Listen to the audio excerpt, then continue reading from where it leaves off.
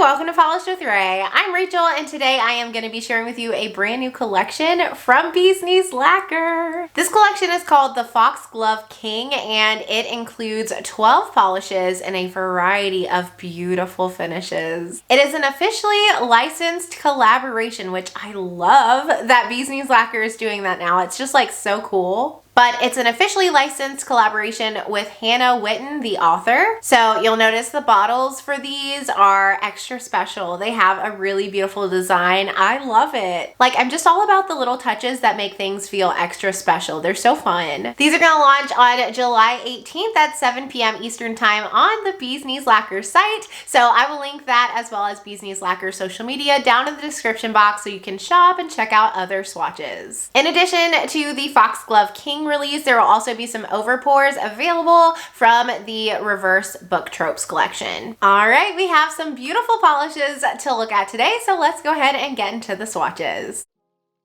So we're gonna look at them grouped together by finish. We're starting off with the beautiful shimmers. This one's called the Sainted King, and it's described as being a royal purple with copper to gold shifting shimmer. This one had an incredibly beautiful formula. Look how even it was on the first coat. It would definitely layer well over other colors, but that's not necessary because it built up to full opacity no problem in 3 coats. 2 coats was actually pretty close to fully opaque for me, but I have a pretty visible nail line, so I found that that 3rd coat was necessary. So here's 3 coats. Look how glowy the shimmer is. It almost reminds me of like a microflake shimmer. It's so pretty. And then I added a glossy top coat and took it out into natural sunlight. Well, of course, sunlight's always natural. But here's what that looks like. So beautiful. The base is almost like kind of a raisiny grape color. Like there's something kind of muted about it. Really pretty in lower lighting too. That shimmer just kind of takes over. And then here's what it looks like in some indirect lighting. I'm inside near a window, so this is natural lighting as well.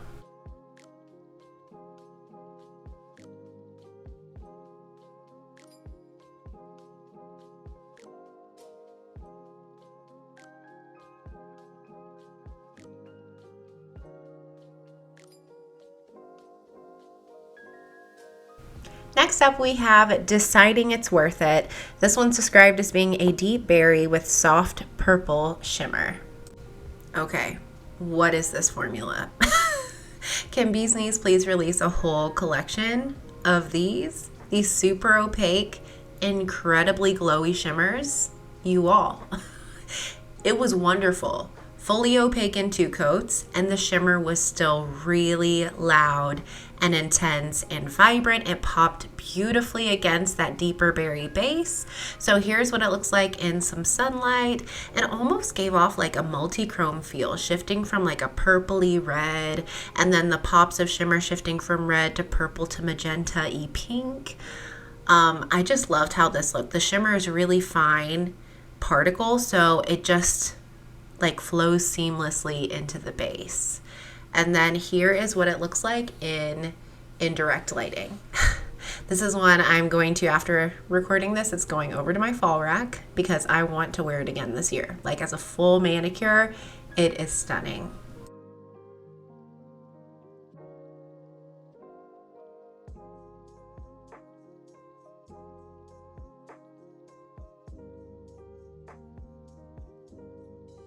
Next up, we have Daughter of the Dark. This one's described as being a sheer taupe with silvery green to pink shimmer. True to description, this one was definitely on the sheer side. However, it was not like gossamer sheer. It was not like super sheer as some Bee's Knees lacquers tend to be. I actually got a pretty good amount of coverage. Some of it was from the base in 3 coats, but the shimmer is also so packed in there that it provides some coverage as well.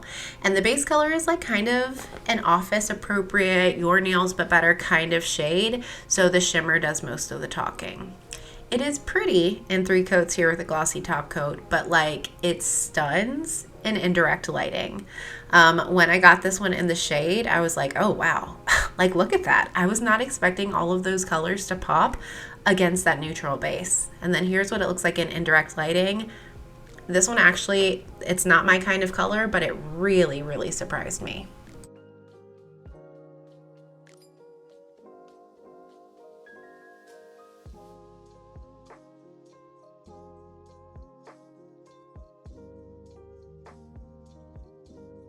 And then the final straight up shimmer in this release is called Moral Ambivalence, and it's described as being a sheer dove gray with glowing blue to purple shimmer. So this was another kind of surprising shade for me. You can see the first coat, it's initially quite sheer, but it built up really well, and I accidentally forgot to record the second coat. I'm so sorry about that. So this is 3 coats. In 3 coats, pretty good coverage. Like, yes, you can see my nail line, but like I mentioned, I can pretty much always see my nail line. It's very obvious. So if that's you, you will see it. If it's not you, you may not. 3 coats gave me decent opacity. So this is 3 coats with a glossy top coat. The shimmer in here is beautiful. It is beautiful against that gray base. I am like accepting that gray is not my favorite nail polish color, but I really enjoyed this. It was just so glowy and ethereal and light. It was beautiful.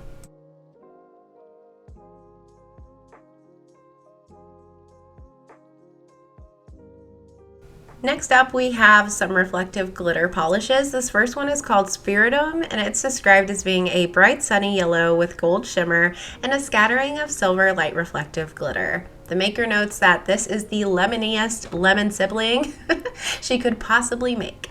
So first coat of this one, it's pretty sheer.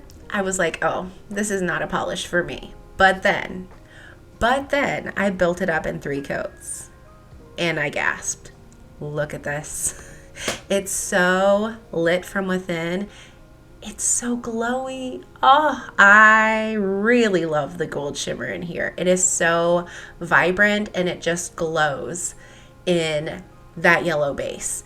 This one had surprisingly good opacity too. I got full coverage or very close to it in 3 coats, and I did layer a glitter smoother on top as well as a glossy top coat just to give it that extra plump look, and I recommend you doing that as well. It does have reflective glitter, so it's going to be tricky to remove, so I recommend with all glitter polishes to soak them off using like nail clips or use a peel off base coat to keep it from getting messy. But isn't this gold glow just, again, feels very otherworldly.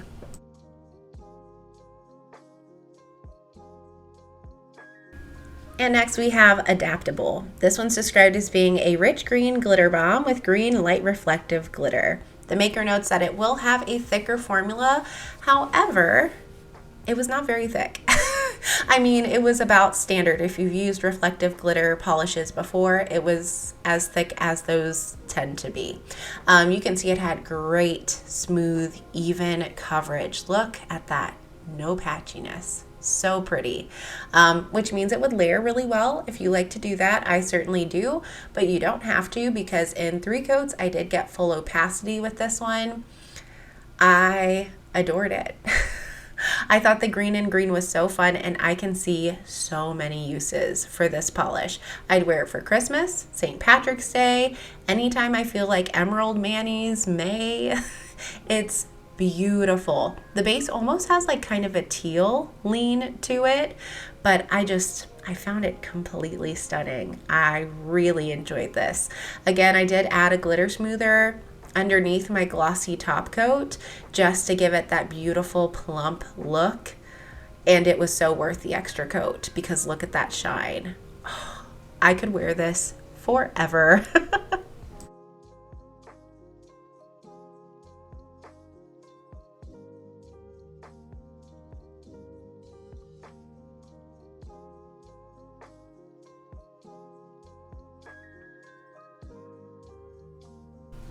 Next up, we have Mortem, and this one is described as being a black glitter bomb with yellow light reflective glitter. Again, the maker notes that this one has a thicker formula. And again, that really wasn't my experience. When I think of thick reflective glitter polishes, I think of those reflective glitter bombs that released in like 2021 when reflective glitter was just getting its start. This was nowhere near that. It was maybe thicker than some Bee's Knees Lacquer reflective glitter polishes tend to be, but it wasn't super thick. So this is what it looks like in 3 coats. It has a really squishy jelly base that makes those yellow, they almost look green, reflective glitters pop. Like, I really did think they were like chartreuse light reflective glitters. But anyway, they pop really well against that black jelly base, and the black base doesn't look super black. Well, it does here. It doesn't always look super black. Sometimes it looks like a more sheer black base, but if you wanted to layer it over something else, you always could. This is 3 coats with a glitter smoother and a glossy top coat to really plump everything out, give it a beautiful shine. This one I found to be stunning as well. I love a black polish. I love like a green reflective glitter, like green and black combination. Perfect. And yeah, this was beautifully done.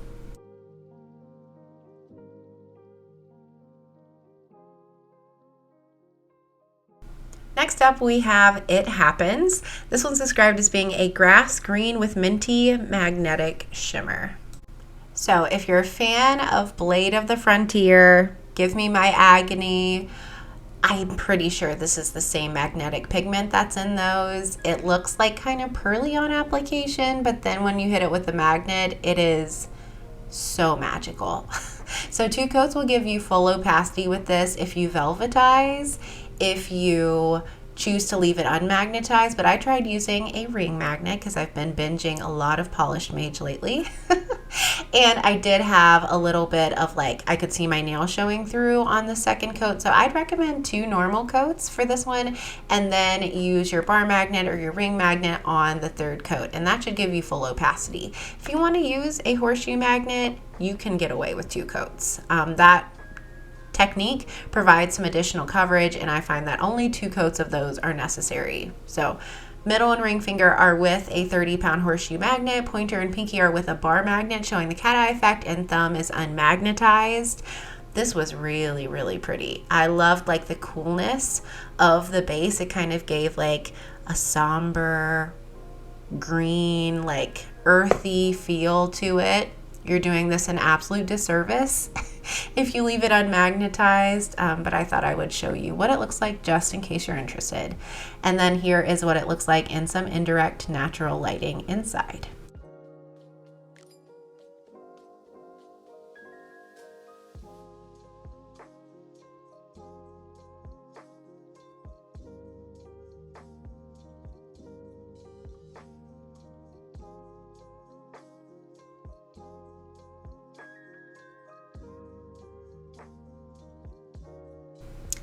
I think in the same finish, we've got Can't It Be Both, and this one is an Oxblood with pale pink magnetic shimmer.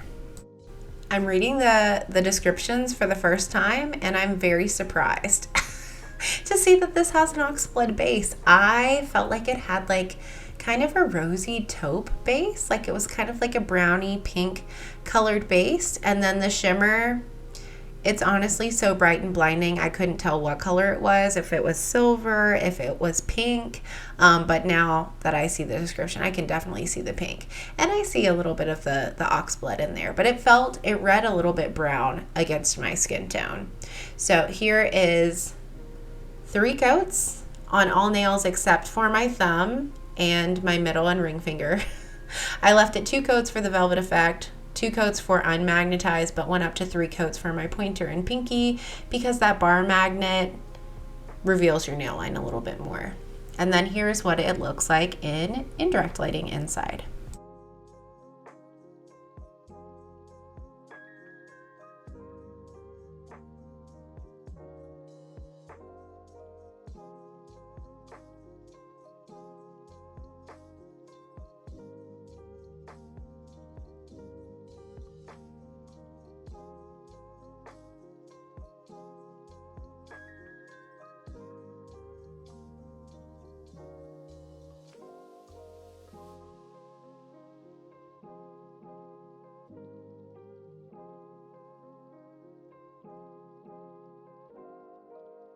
And then the last shade in this finish is called The Gift of Divinity. This one's a mid-tone violet with lavender magnetic shimmer.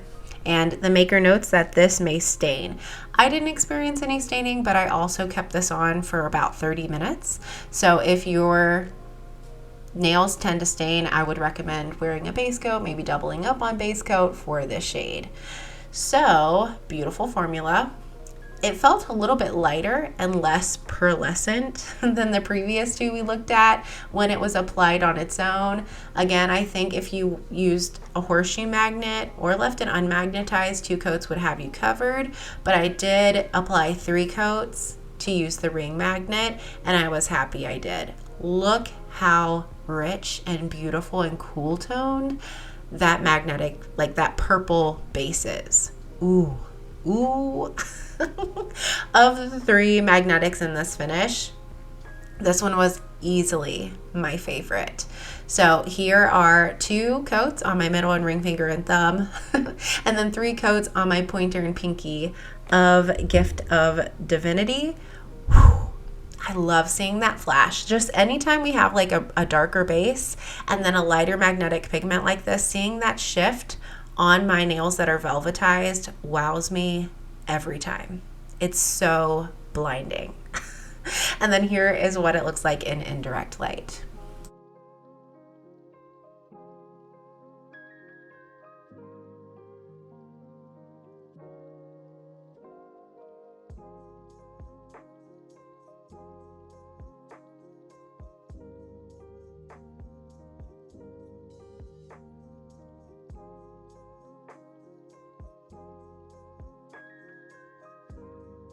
The next 2 polishes are both reflective magnetics. This is the best name in the collection, in my opinion. I exaggerate absolutely nothing ever. It is described as being a dark dusty blue with pink to green multi-chrome magnetic shimmer and silver light reflective glitter. There's a note, this has a thicker formula. In my opinion, it did not. Now, I forgot to magnetize these. I didn't forget, I didn't read. I love to read, but I didn't. I didn't read the bottom of this label and realized it was a magnetic. And that's because it looks freaking amazing without a magnet. It does not need a magnet to be a stunning polish. I would wear it unmagnetized. So I'm going to show you what that looks like as a full hand swatch, but I also re-swatched it. And my word, your flabbers will be gasted. It is stunning. So this is 3 coats. Regular application with a glitter smoother and a glossy top coat. Now look at that. Work of art. It doesn't need a magnet. It is so stunning. So if you're someone who doesn't really like magnetic polishes, don't let that get in your way from grabbing this one, because I was stunned. But when I added the magnet, look at this. I didn't think it could get prettier. I really didn't. It's incredible. That multi-chrome shift just does it for me. And same thing, middle and ring finger with a velvet effect, pointer and pinky with a cat eye effect, thumb is unmagnetized. I would recommend a glitter smoother for this one. It's not shown with a glitter smoother here, but over time it's gonna get a little bit grittier as that top coat like kind of sinks into the nail polish. So I recommend a glitter smoother. And then here's what it looks like in indirect lighting. I will be adding this one to my fall rack. It wasn't in my top picks for the collection, but after having magnetized it, it has to be there. It is a top pick for sure.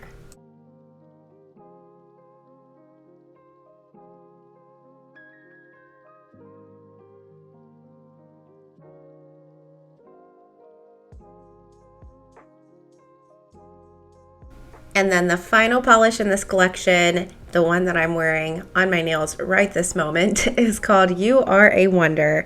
And it is a plummy red with purple to pink multi-chrome magnetic shimmer and silver light reflective glitter. Again, there's a note that this one will have a thicker formula. I didn't think it was too bad. So same situation with this. I didn't realize it was a magnetic polish. It is beautiful and magnetized. So I will once again show you what that looks like. If you apply it like without a magnet, you will get pretty great coverage in 2 coats.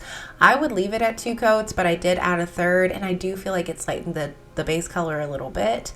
If you use the velvet effect, I think you'll be good in 2, but for the cat eye effect, you'll want to apply a 3rd coat. So here's what it looks like unmagnetized with a glitter smoother and a glossy top coat. Again, do you see why I would think that this doesn't need a magnet? It's beautiful. The glow is gorgeous, gorgeous. But I re-swatched it and applied a magnet, and look, oh, just beautiful. That blue to purple to pink shift is fantastic. The plummy purpley red base is really, really pretty. And what I love about the magnetics in this entire collection is you can't go wrong. Like magnetic style, choose your adventure. It looks great any way you magnetize it. Ring magnet, horseshoe magnet, bar magnet, you can't go wrong. All are stunning.